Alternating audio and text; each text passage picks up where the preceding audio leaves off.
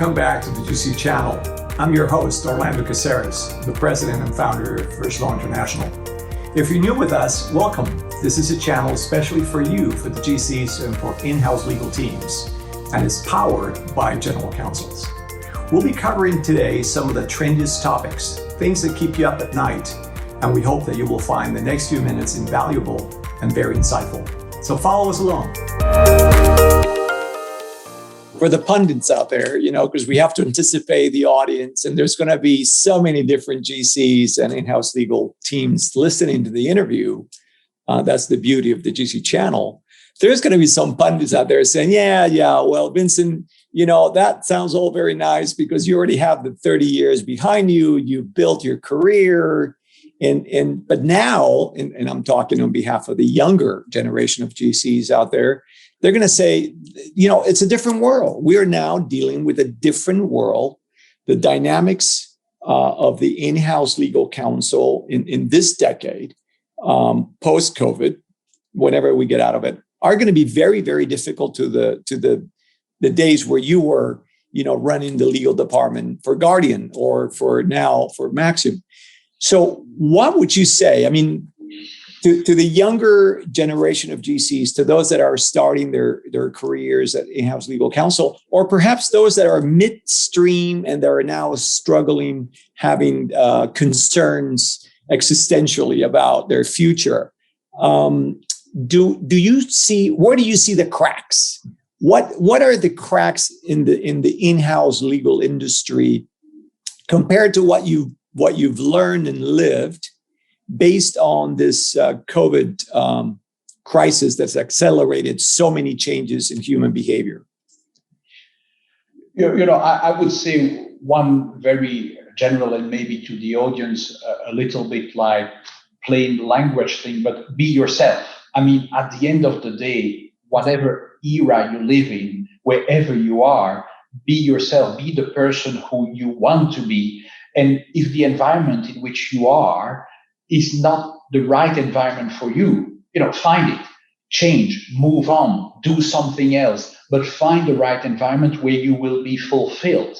I think, what people forget is that, fulfillment in life can come obviously from having a nice car, having a nice family, but equally important is to have a work you like, a work where you believe you contribute a certain amount of value, and in return, you receive something.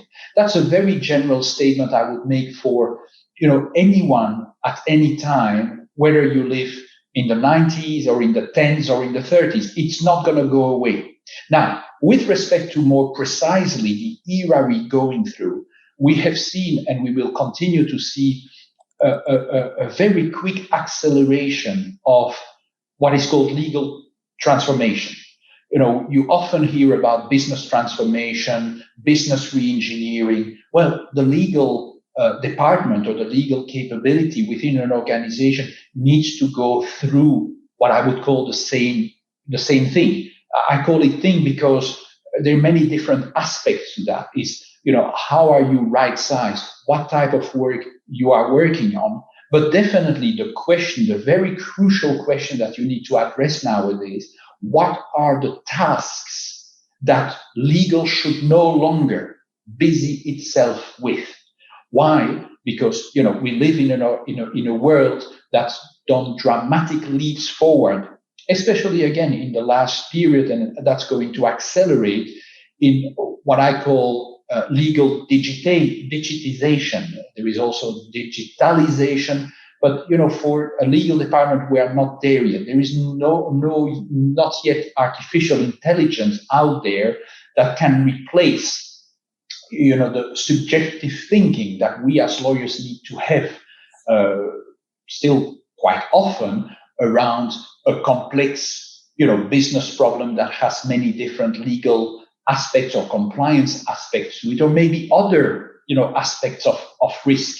But certainly, if in your, new job of being a younger general counsel and taking on a new team, you arrive in an environment where there is still nothing done in terms of, transforming your legal department into something where the lawyer focuses only on value added work, meaning where certain tasks like billing, e-billing is now more and more the norm, between law firms, as you know, Orlando and certain larger corporate law departments. So e-billing should be on the horizon of general counsel in certain environments.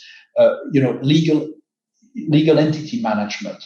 If you are in a multinational company and still nowadays, rely on the never really well constructed and maintained information that is available in each and every of your subsidiaries in terms of the corporate identity. Look, it's very simple. If tomorrow you are part of a business that may be subject to a merger with another organization, and you as general counsel cannot even determine, what the registered capital or the corporate address or the officers of one of your companies around the world, or many of your companies around the world are, then you're lacking the knowledge to make that transaction go more smoothly. So legal entity management is an important one. You often hear about, contract management. I would say you need to be a bit more careful here, because there are many, I would even say a huge amount of service providers out there that can sell you contract management. Well, do you really only need contract repository services that can be accomplished with, SharePoint?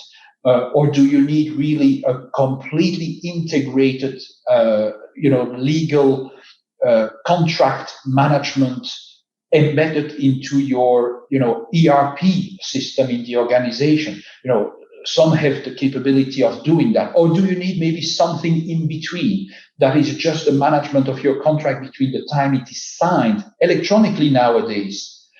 I would not have had the same pandemic experience if some of those electronic signature providers weren't existing. You've got now several of them. And, in most countries, for most counterparties, this is now the acceptable norm. You even have electronic signatures which can be combined, with an encryption method that, you can buy or you can get from your local authorities and so on, that authenticates the signature. Recently on a transaction, we had a huge amount of documents to sign in different corners of the world. You would not accomplish this signature in the pandemic time without that tool. In the past, maybe everyone would have flown at a cost of several $100,000 to get together and to have signature protocols. Well, legal need to be at the forefront of legal digitization or legal digitalization as it will come. And what does the younger or the less experienced general counsel who starts, in his assignment nowadays needs to focus on? The value added work. And, really where he and his team will make a difference is where they can influence the business in taking better and more valuable decisions. Well, thank you for watching. If you would like to see more videos like this one, subscribe to the channel and press the notification button below so that you will be alerted when new videos come out. We hope that you've enjoyed it, and we look forward to the next one. And don't forget, you heard it here first.